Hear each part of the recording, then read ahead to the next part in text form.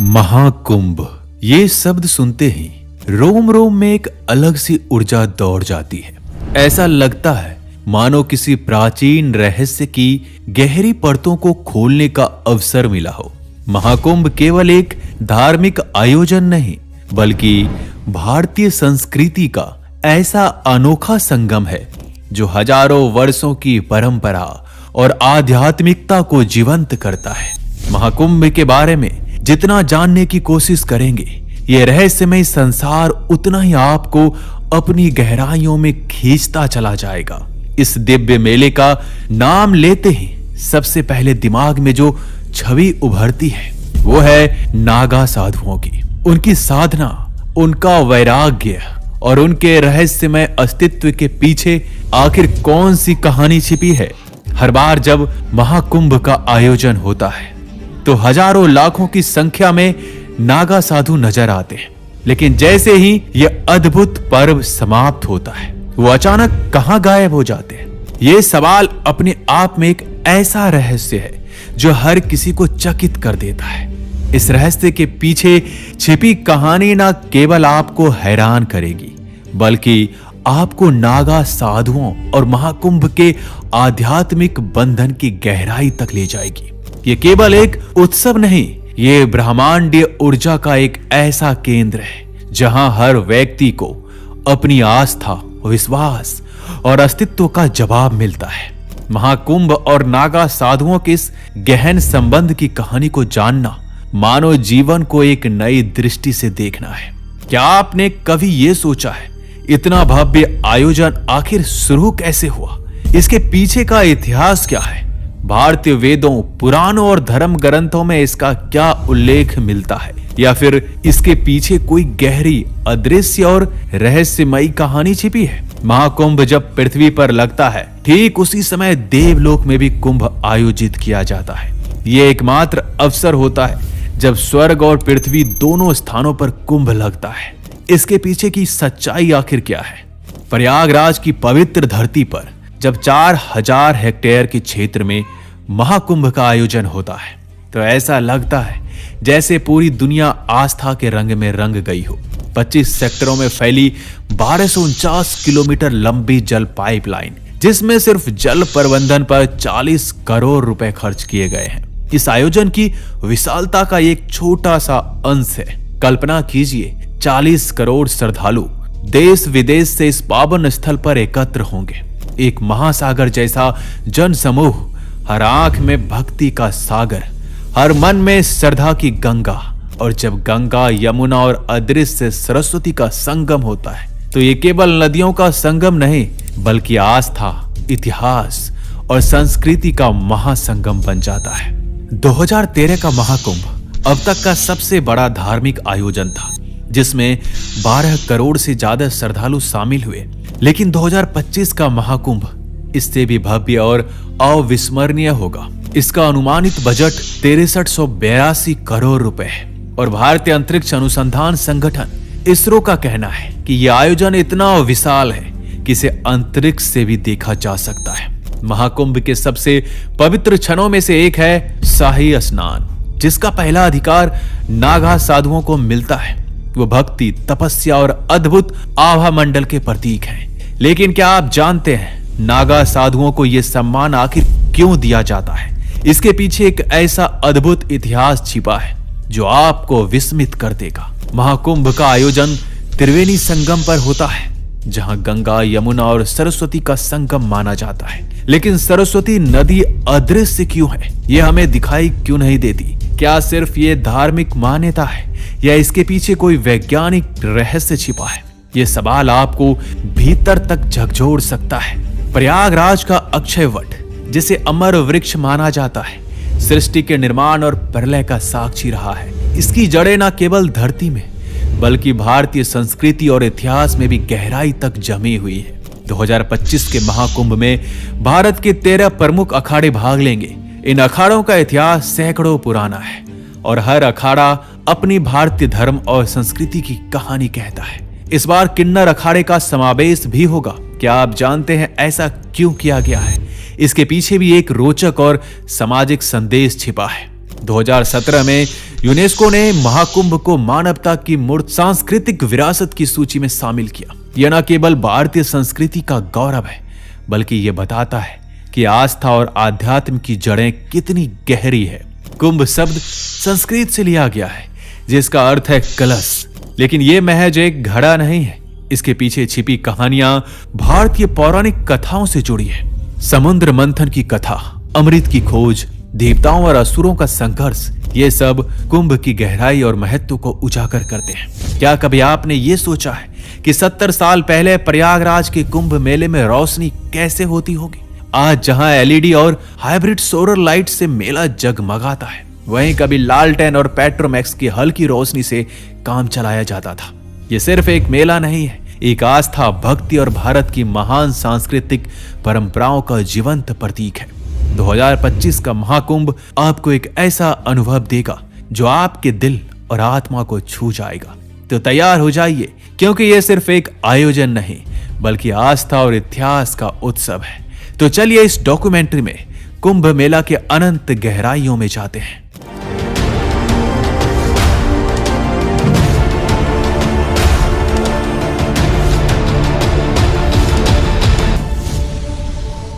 कुछ ग्रंथों में वर्णित है कि कुंभ मेला का आयोजन 850 वर्ष पुराना है। महाकुंभ की शुरुआत आदि शंकराचार्य द्वारा की गई थी। कुछ कथाओं में यह भी बताया जाता है कि कुंभ का आयोजन समुद्र मंथन के बाद से किया जा रहा है। कुछ विद्वानों का मत है कि कुंभ मेला की शुरुआत गुप्त काल से ही हो गई थी। सम्राट हर्षवर्धन से इसके प्रमाण देखने को मिलते हैं। इसके बाद ही शंकराचार्य और उनके शिष्यों द्वारा संगम तट पर शाही स्नान की व्यवस्था की गई है। चलिए कुंभ मेला के इतिहास को समझने का प्रयास करते हैं। आज हम जिस पवित्र अमृत धारा में अध्यात्म की डुबकी लगा रहे हैं, उसकी परंपरा का बनना इतना आसान नहीं था। असल में अब जो हमारे लिए वरदान साबित हो रहा है, वो एक श्राप का परिणाम था। ऐसा श्राप जो देवताओं को मिला, जिसमें एक समय मानवता खतरे में पड़ गई थी, लेकिन समय के साथ वही श्राप मानव समुदाय के लिए वरदान साबित हुआ। स्कंद पुराण में दर्ज कथा के अनुसार इस पूरी परंपरा के पीछे एक ऋषि का श्राप है, जो आज वरदान बनकर हमारे सामने है। देवलोक से निकली इस परंपरा की धारा में मानवता के पुण्य का वरदान तो है ही, साथ ही ये नीति और नैतिकता का शिक्षा का आधार भी है। स्कंद पुराण में इस कथा का वर्णन है। इसके मुताबिक स्वर्ग की राजधानी अमरावती हर सुखों से भरी थी और इन्हीं सुखों के कारण इसका स्वर्ग नाम सार्थक था। देवताओं ने कई वर्षों तक चले देवासुर संग्राम को जीत लिया था और इसके कारण उन्हें अब शत्रुओं का भय नहीं था। कुल मिलाकर स्वर्ग में मन को प्रसन्न करने वाली हवा बह रही थी। उनमें फूलों की सुगंध घुली हुई थी और हर दिशा में नया संगीत था। इन सब का संयोजन इतना खूबसूरत होता कि कई बार गंधर्व अपनी तानों का गान छोड़कर उनका संगीत सुनने लग जाते थे। इसका असर ये था कि अब देवता भी धीरे धीरे अपने कर्तव्यों को छोड़कर आमोद प्रमोद में लगे रहते और उनके अधिपति इंद्र तो राग रंग में ऐसे डूबे थे कि अब उन्हें ज्ञात ही नहीं था कि संसार के प्रति भी उनका कुछ दायित्व है। वह गंधर्वों से दिन के 8 पहर नए नए राग सुनते और सोम रस के मद में चूर रहते थे। एक बारगी तो ये सब सुख के चिन्ह थे, लेकिन असल में यह आने वाली विपत्ति का शोर था। इन सब के पीछे का कारण था देव दानवों का वो युद्ध, जिसमें देवराज इंद्र ने विजय पाई थी। हालांकि उन्हें विजय ब्रह्मा विष्णु महेश के कारण मिली थी, लेकिन विजय का अभिमान ऐसा हो गया कि अब वो सोच बैठे थे कि अब कोई आक्रमण होगा ही नहीं। देवगुरु बृहस्पति की चिंता भी यही थी। वह भविष्य की आशंका से कम चिंतित थे, लेकिन वर्तमान में संकट ये था कि राग रंग में डूबे देवराज अब ग्रह मंडल की बैठक भी नहीं कर पा रहे थे। इससे एक बार फिर संसार का संतुलन बिगड़ने लगा था। सप्त ऋषियों ने इसके लिए चिंता जताई थी, लेकिन अभी हुए युद्ध के कारण वह भी इस शांति को भंग नहीं होने देना चाहते थे। लेकिन कई पक्ष बीत जाने के बाद अब उन्हें चिंता होने लगी थी। ग्रह मंडल की बैठक नहीं हुई तो नक्षत्रों का सारा विधान रुक सकता था, संतुलन बिगड़ सकता था। इस चिंता को दूर करने ही देवराज इंद्र से बैठक बुलाने का अनुरोध करने ही ऋषि दुर्वासा सप्त ऋषियों के प्रतिनिधि बनकर देवलोक की ओर बढ़े।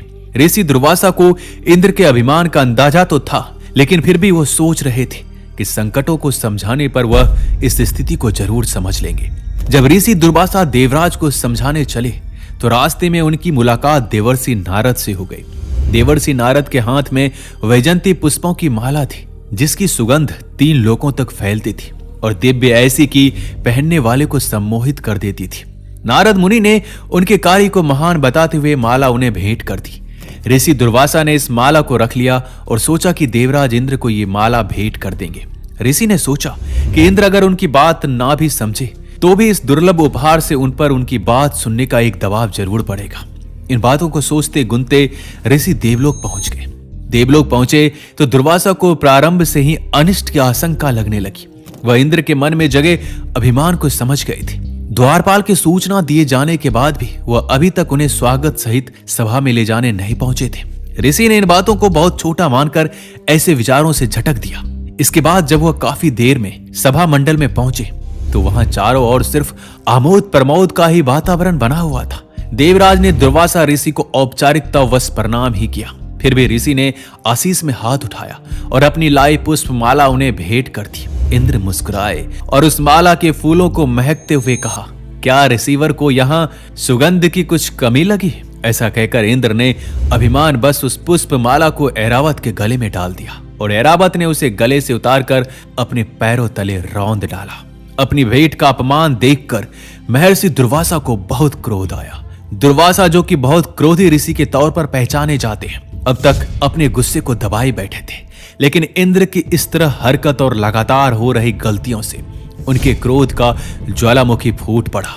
वह गुस्से में जोर से गरजे और कहा, जिस विजय और ऐश्वर्य और धन धान्य के अभिमान में तुम नैतिकता भूल चुके हो, वह तुमसे छिन जाएगा। ये स्वर्ग भी तुमसे छीन लिया जाएगा और तुम लक्ष्मीहीन हो जाओगे। महर्षि दुर्वासा के श्राप के प्रभाव से इंद्र का सारा ऐश्वर्य लुप्त हो गया। संसार की देवी लक्ष्मी का ही लोप हो गया। वह सागर में समा गई और तीनों लोकों में भयंकर गरीबी और दरिद्रता छा गई। लक्ष्मीहीन इंद्र पर असुरों ने संगठित होकर फिर से आक्रमण कर दिया। इंद्र दैत्यों के राजा बलि से युद्ध में हार गए और इसके साथ ही संसार से सारी औषधियां भी लुप्त हो गई। राजा बलि ने तीनों लोकों पर अपना अधिकार कर लिया। हताश देवताओं को अपनी भूल का एहसास हुआ और वो श्री हरि विष्णु के पास पहुंचे। तब भगवान विष्णु ने उन्हें समुद्र मंथन का रास्ता सुझाया। देवताओं और राक्षसों के बीच समुद्र मंथन हुआ ये कि ऋषि दुर्वासा ने देवताओं को श्राप दिया था, जिससे वो कमजोर हो गए। राक्षसों ने इसका फायदा उठाकर देवताओं को हरा दिया, जिसके बाद सभी देवता भगवान विष्णु के पास मदद मांगने गए और भगवान विष्णु ने कहा कि अमृत पाने के लिए समुद्र मंथन करना होगा। अमृत यानी एक ऐसा अमर पेय जो पीने से देवता फिर से ताकतवर हो जाएंगे। अब देवताओं ने राक्षसों को मना लिया कि चलो मिलकर समुद्र मंथन करते हैं। राक्षस भी अमृत के लालच में तैयार हो गए। मंथन शुरू हुआ तो एक एक करके कई रत्न बाहर निकले। हलाहल विष, कामधेनु गाय, उच्च श्रवा घोड़ा, ऐरावत हाथी, कौस्तुंभ मणि, कल्प वृक्ष, अप्सरा रंभा, माता लक्ष्मी, वारुणी, चंद्रमा, 5 जन्य शंख, परिजात वृक्ष, सारंग धनुष, जिसका तुरंत बंटवारा होता गया। लेकिन अब भी सभी की निगाहें अमृत को ही खोज रही थी। इस तरह कई महीने का समय बीतता गया, लेकिन एक दिन सागर तल बहुत ही शांत था। खिले हुए पुष्पों से होकर आती सुगंधित पवन बह रही थी। अत्यधिक श्रम के बावजूद देवताओं और असुरों को एक अलग ही ऊर्जा का अनुभव हो रहा था।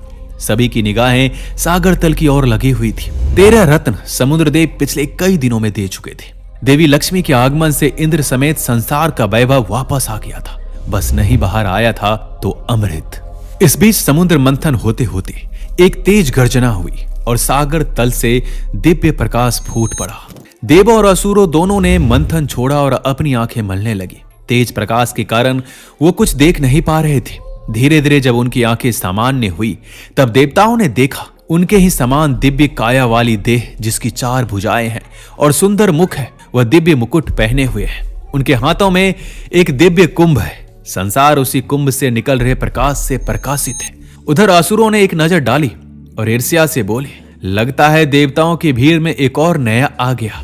लेकिन दैत्य सेनापति राहु सचेत था। उसने कहा, इसके हाथों में कुंभ है, क्या यही अमृत है? राहु ने जानबूझकर अपने शब्द अपने मन में ही रखे। इधर समुद्र से निकले देव स्वरूप ने ब्रह्मदेव को प्रणाम किया और अपना परिचय देने लगा। उन्होंने कहा, हे ब्रह्मदेव, मैं आपके ही इच्छा से उत्पन्न हुआ आपका मानस पुत्र हूँ। समुद्र से जन्म लेने के कारण वह भी मेरे पिता है और देवी लक्ष्मी मेरी बड़ी बहन है, क्योंकि वह भी सागर पुत्री है।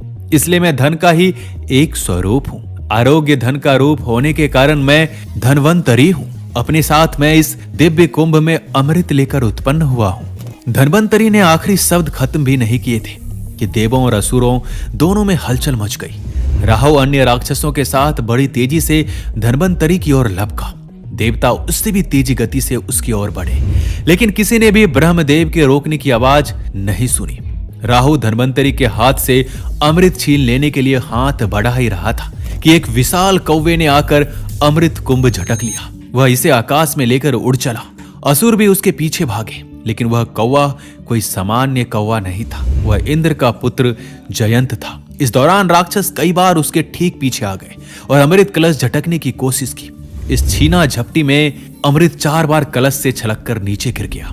पृथ्वी पर वह गंगा, सिप्रा और गोदावरी नदी के जल में मिल गया। इनमें से गंगा नदी में 2 बार अमृत गिरा, एक तो हरिद्वार में और दूसरी बार प्रयागराज में, जहां गंगा, यमुना और सरस्वती का संगम होता है। और इसी वजह से प्रयागराज तीर्थराज कहलाया। और इसके 3 नदियों के संगम तट पर युगों से महाकुंभ का आयोजन जारी है। विष्णु पुराण में इसकी कथा दर्ज है। सतयुग में जब देवताओं और असुरों के बीच संघर्ष बढ़ गया तो उनके बीच सहमति बनाने के प्रयास के लिए समुद्र मंथन का सहारा लिया गया। ब्रह्मदेव के आदेश से ऋषि कश्यप ने प्रजापति दक्ष की 2 पुत्रियां दिति और अदिति से विवाह किया। दिति के पुत्र दैत्य और अदिति के पुत्र अदिति कहलाए। त्रिदेवों और सप्त ऋषियों की सहमति से अदितियों और दैत्यों का ही संसार में जीवन की प्रक्रिया और इसके संचालन की शुरुआत करनी थी।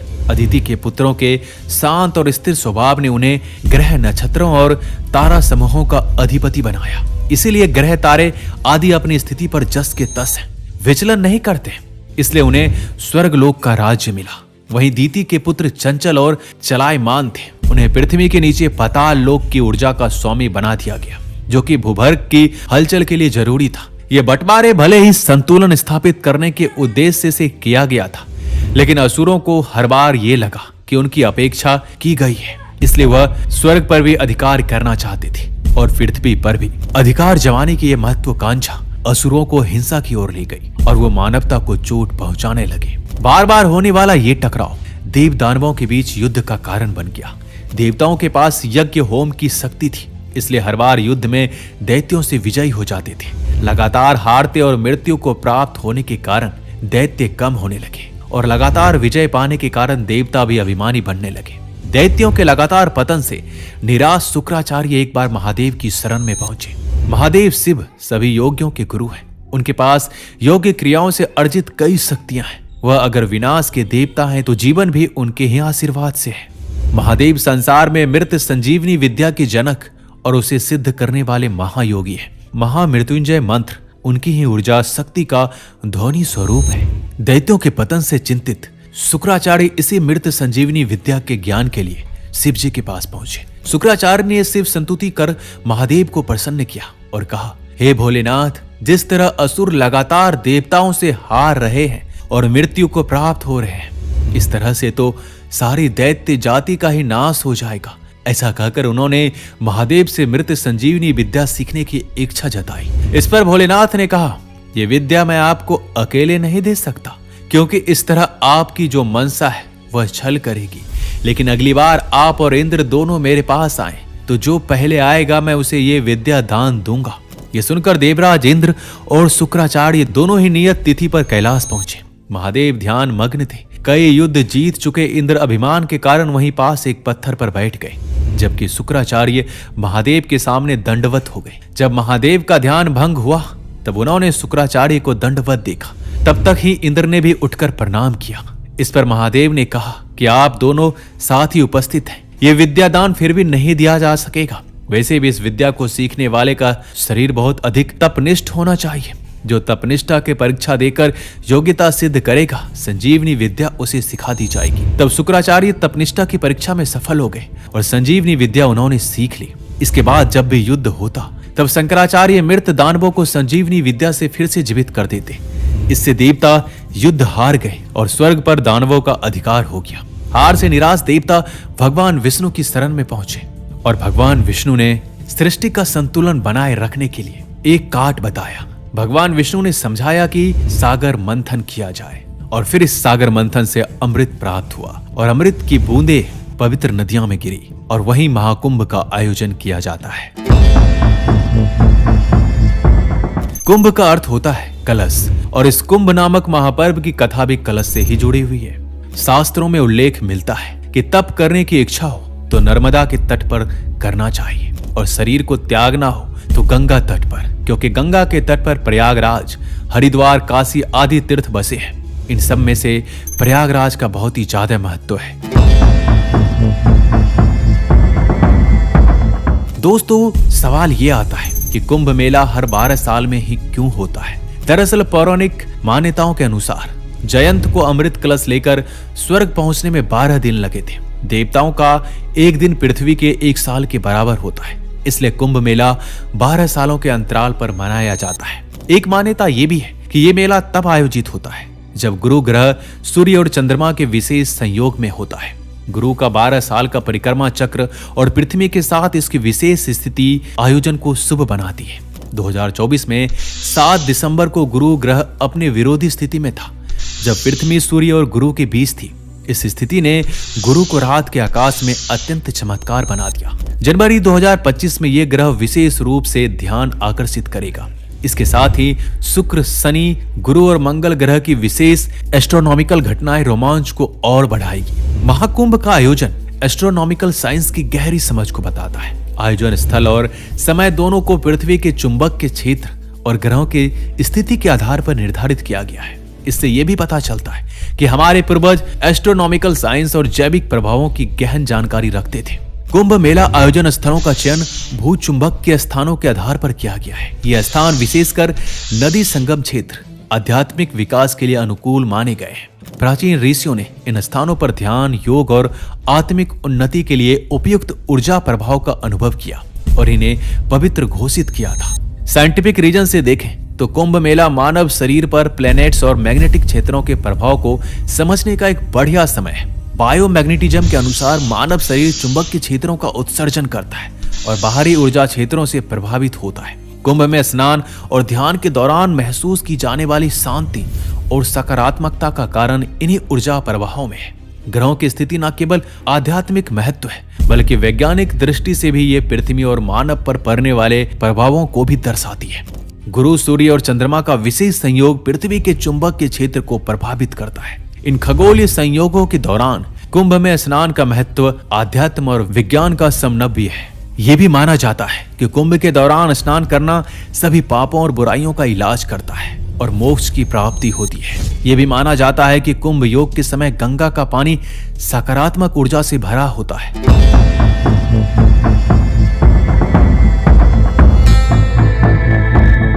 आदि शंकराचार्य ने सदियों पहले बौद्ध धर्म के बढ़ते प्रसार और मुगलों के आक्रमण से हिंदू संस्कृति को बचाने के लिए अखाड़ों की स्थापना की थी। शाही सवारी, हाथी घोड़े की सजावट, घंटानाद, नागा अखाड़ों के करतब और तलवार और बंदूक का खुलेआम प्रदर्शन ये अखाड़ों की पहचान है। ये साधुओं का वो दल है जो शस्त्र विद्या में पारंगत होता है। अखाड़ों से जुड़े संतों के मुताबिक जो शास्त्र से नहीं मानते उन्हें शस्त्र से मानने के लिए अखाड़ों का जन्म हुआ है। इन अखाड़ों ने स्वतंत्रता संघर्ष में भी महत्वपूर्ण भूमिका निभाई है। आजादी के बाद इन अखाड़ों ने अपना सैन्य चरित्र त्याग दिया था। शुरू में सिर्फ 4 प्रमुख अखाड़े थे, लेकिन वैचारिक मतभेद की वजह से उनका बंटवारा होता गया। परंपरा के मुताबिक शैव, वैष्णव और उदासीन पंथ के सन्यासियों के मान्यता प्राप्त कुल 13 अखाड़े हैं। इन अखाड़ों का नाम निरंजनी, जूना, महानिर्वाण, अटल, आवाहन, आनंद, पंचअग्नि, नागपंथी, गोरखनाथ, वैष्णव, उदासीन पंचायती बड़ा, उदासीन नया, निर्मल पंचायती और निर्मोही अखाड़ा है। इन अखाड़ों के प्रमुख ने जोर दिया कि उनके अनुयायी भारतीय संस्कृति और दर्शन के सनातनी मूल्यों का अध्ययन और अनुपालन करते हुए संयमित जीवन व्यतीत करें। प्रत्येक अखाड़े के शीर्ष पर महंत आसीन होते हैं। अखाड़ा यूं तो कुश्ती से जुड़ा हुआ शब्द है, मगर जहां भी दांव पेच की गुंजाइश होती है वहां इसका प्रयोग भी होता है। पहले आश्रमों के अखाड़ों को बेड़ा अर्थात साधुओं का जत्था कहा जाता था। पहले अखाड़ा शब्द का चलन नहीं था। साधुओं के जत्थे में पीर होते थे। अखाड़ा शब्द का चलन मुगल काल से शुरू हुआ। हालांकि कुछ ग्रंथों के मुताबिक अलग शब्द से ही अखाड़ा शब्द की उत्पत्ति हुई, जबकि धर्म के कुछ जानकारों के मुताबिक साधुओं के अक्खर स्वभाव के चलते इसे अखाड़ा का नाम दिया गया। दोस्तों, कुंभ में शामिल होने वाले सभी अखाड़े अपने अलग अलग नियम और कानून से संचालित होते हैं। जहां जुर्म करने वाले साधुओं को अखाड़ा परिषद सजा देता है। छोटे चूक के दोषी साधु को अखाड़े के कोतवाल के साथ गंगा में 5 से लेकर 108 डुबकी लगाने के लिए भेजा जाता है। डुबकी के बाद वह भीगे कपड़ों में ही देव स्थान पर आकर अपनी गलती के लिए क्षमा मांगता है। फिर पुजारी पूजा स्थल पर रखा प्रसाद देकर उसे दोष मुक्त करते हैं। विवाह, हत्या या दुष्कर्म जैसे मामलों में उसे अखाड़े से निष्कासित कर दिया जाता है। अखाड़े से निकल जाने के बाद इन पर भारतीय संविधान में वर्णित कानून लागू होता है। किसी भी अखाड़े में दीक्षा लेने के बाद 12 साल की तपस्या के बाद किसी दशनामी साधुओं को पद दिया जाता है। दशनामी में मंडलेश्वर और नागा पद होते हैं। मंडलेश्वर धर्म के ज्ञान का प्रचार प्रसार के लिए होता है, यानी कि वह शास्त्रधारी होता है। नागा साधु धर्म की रक्षा के लिए होता है, यानी कि वह शस्त्रधारी होता है। जब भारतीय धर्म को प्राचीन काल से ही ऐसे लोगों की जरूरत हुई तो आक्रमणकारियों से जनता की रक्षा करके धर्म की रक्षा करने के लिए नागा साधुओं की उत्पत्ति हुई। दोस्तों, नागा साधु अखाड़े के आश्रम और मंदिरों में रहते हैं। कुछ तप के लिए हिमालय या ऊंचे पहाड़ों की गुफाओं में जीवन बिताते हैं। अखाड़े के आदेशानुसार ये पैदल भ्रमण भी करते हैं। इसी दौरान किसी गांव की मेर पर झोपड़ी बनाकर धूनी रमाते हैं। लेकिन आपने देखा होगा कि अचानक से ये सारे साधु इस महाकुंभ से कहां गायब हो जाता है। इनमें लोगों का यह भी मानना है कि ये संभाला चले जाते हैं, वहां जहां किसी की मृत्यु नहीं होती। अगर आप संभाला के बारे में अधिक जानना चाहते हैं तो ऊपर दिए गए आई बटन पर क्लिक कर इसके बारे में आप पूरा वीडियो देख सकते हैं।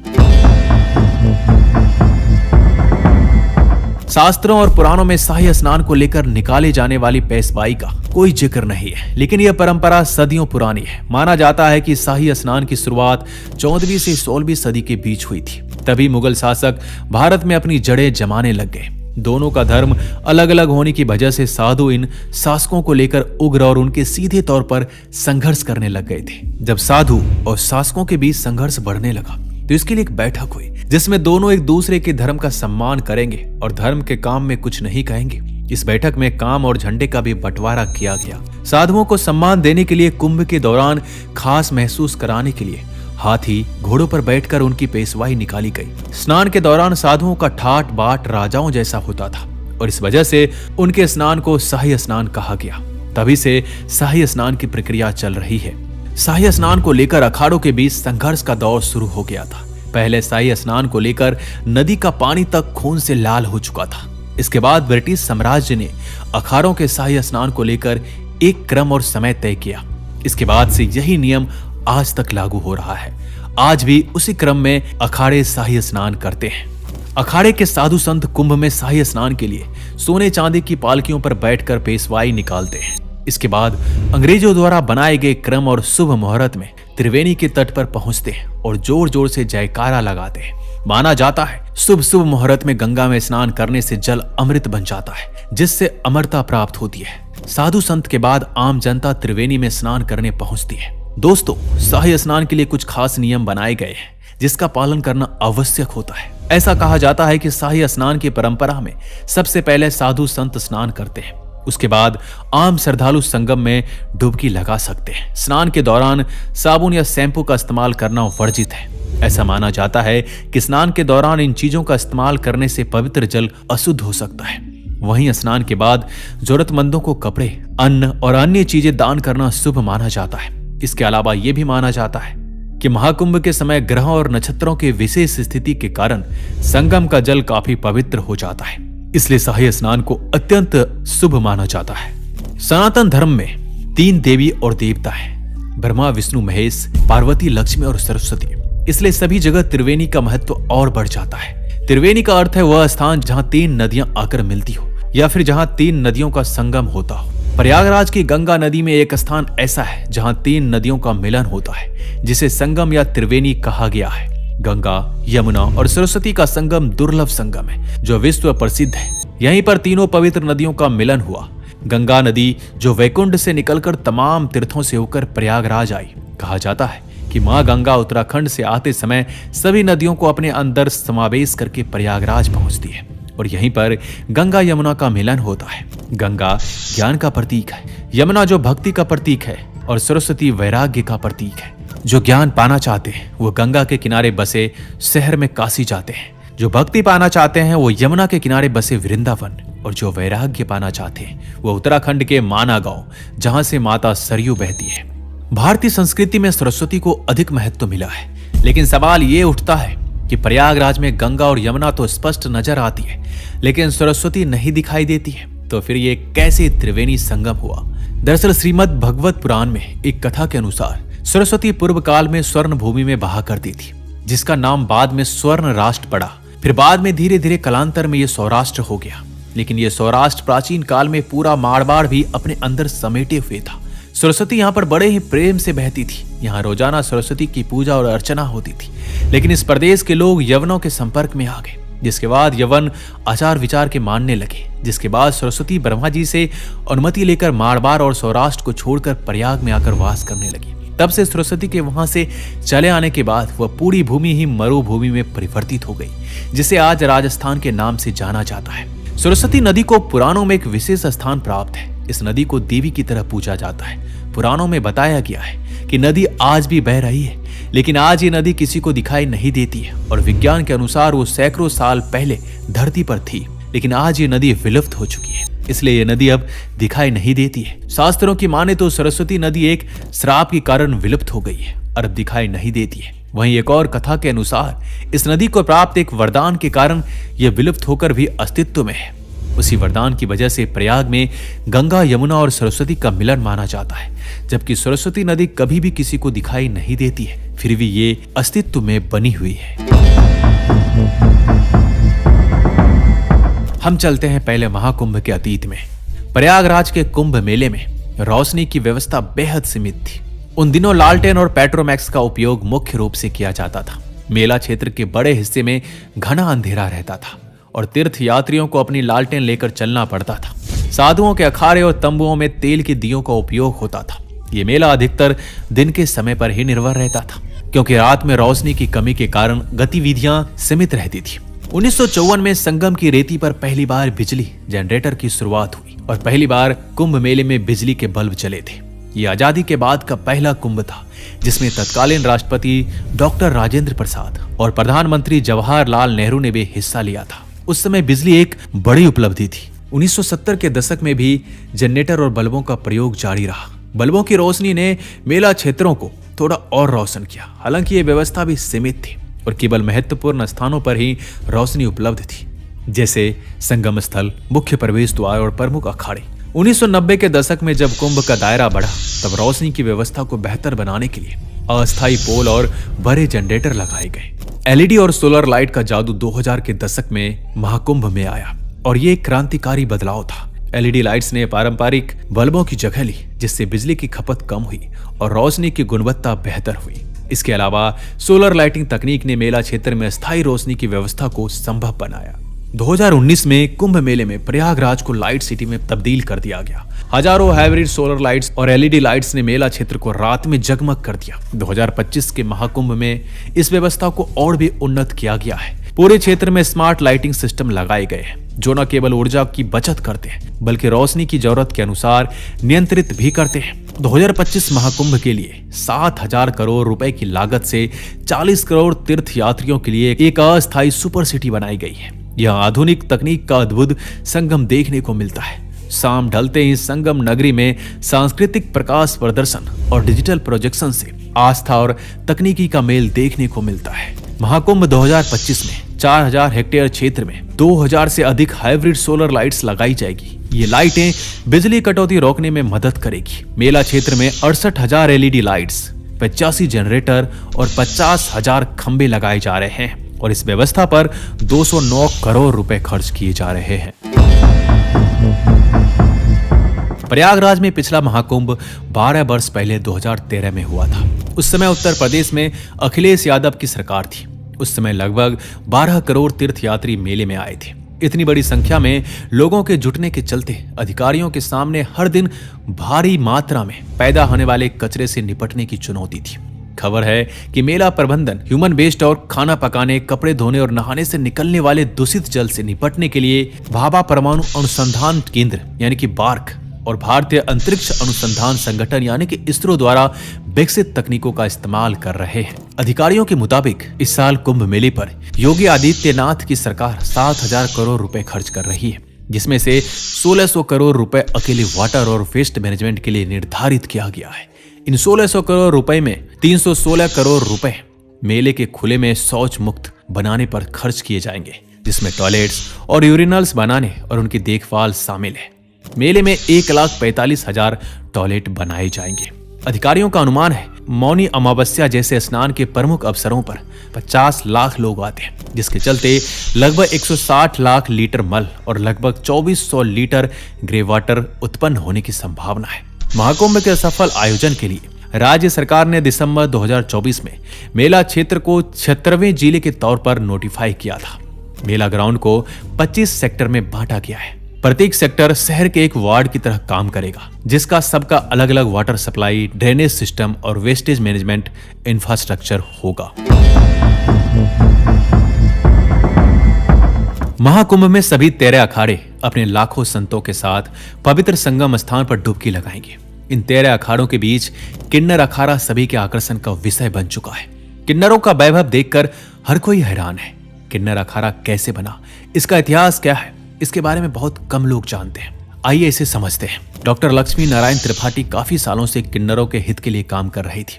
तब उनके मन में किन्नर अखाड़ा बनाने का विचार आया। उन्होंने अपने समुदाय के लोगों को एकत्रित किया और साल 2015 में किन्नर अखाड़े की स्थापना की। जब ये बात अखिल भारतीय अखाड़ा परिषद को पता चला तो उन्होंने इसका विरोध किया। घोर विरोध के बाद भी डॉक्टर लक्ष्मी नारायण त्रिपाठी अडिग रही और 2016 में उज्जैन के कुंभ में किन्नर अखाड़े ने अपना अलग कैंप लगाया। उज्जैन के कुंभ में किन्नर अखाड़े को जगह तो मिल गई, लेकिन अखाड़ा परिषद ने इनके शाही स्नान पर आपत्ति जताई। इसके बाद किन्नर अखाड़े के संतों ने खुद को उपदेव बताते हुए शाही स्नान किया। उज्जैन में किन्नर अखाड़ा सभी के लिए आकर्षण का केंद्र बना और लोगों को इनका साथ भी मिला। किन्नर अखाड़े के आचार्य महामंडलेश्वर डॉक्टर लक्ष्मी नारायण त्रिपाठी के अनुसार 2019 में इनकी मुलाकात जूना अखाड़े के संरक्षक हरिगिरी महाराज से हुई। तब जूना अखाड़े के साथ इनका अनुबंध हुआ। इस अनुबंध में यह तय किया गया कि अब कुंभ मेले में किन्नर अखाड़ा जूना अखाड़े के साथ शाही स्नान करेगा। जूना अखाड़े की स्वीकृति के बाद इन अखाड़ों ने भी किन्नर अखाड़े के प्रति अपना विचार बदल दिया है और 2025 में आप किन्नरों को भी शाही स्नान करते देख पाएंगे। दोस्तों, महाकुंभ केवल एक धार्मिक आयोजन नहीं है, बल्कि ये प्राचीन भारत की गहन वैज्ञानिक और खगोलीय समझ का प्रतीक है। ये मेला हमें ये सिखाता है कि आस्था और विज्ञान के बीच कोई विभाजन नहीं है, बल्कि ये दोनों मिलकर मानवता के लिए मार्गदर्शक बनते हैं। दोस्तों, क्या कभी आपने कुंभ में हिस्सा लिया है या इस बार लेने वाले हैं तो हमें कमेंट में अवश्य लिखिएगा। इस डॉक्यूमेंट्री में बस इतना ही। मिलते हैं अगली वीडियो में। अपना ख्याल रखिएगा।